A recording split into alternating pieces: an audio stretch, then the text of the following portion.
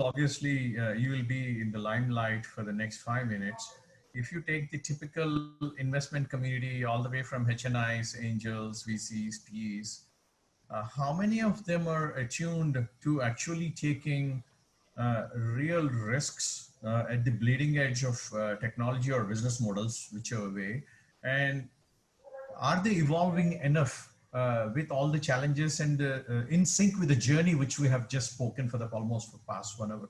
What does the landscape look like? Can you throw some light on it?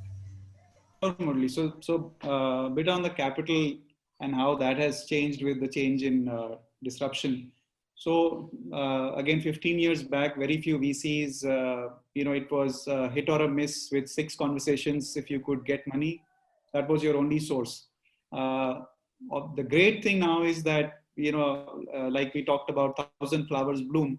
1,000 investors have appeared. There were, I think, 1,400 angel investors listed on Let's Venture, if not more. There is Angel List.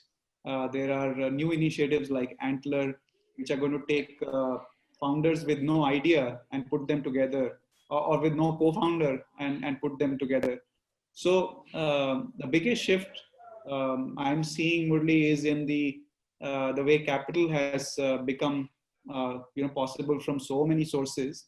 The most we talked about angels on how they are seeing this productive investment. So they take some money from the profit, put it back in, and that cycle is growing.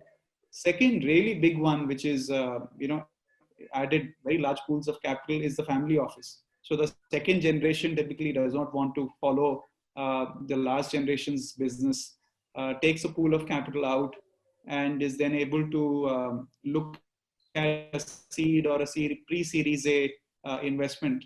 And the number of possible investment sources is now in the hundreds. So I think when they're considering a $500,000 check, 3.5-4 crores, they're worried that their investment shouldn't become roadkill vis-a-vis a Bounce or a Rapido, which is going to raise $50-100 million. So there is, when I talk to these family offices, there is a very clear understanding that they want to actually lean more to the innovation side, which is tech which can be protected, which cannot be copied or beaten because there is more capital with somebody else. So I'm seeing that very heavy shift of family offices actually almost as a defensive mechanism going towards tissue engineering, for eyes. I'm seeing some amazing amount of innovation happening. Stellapse kind of innovation where in agri, IoT and software is coming together. So there is significant, I think, shift of capital from family offices coming. So in some ways it is, corporate money that is with the owners.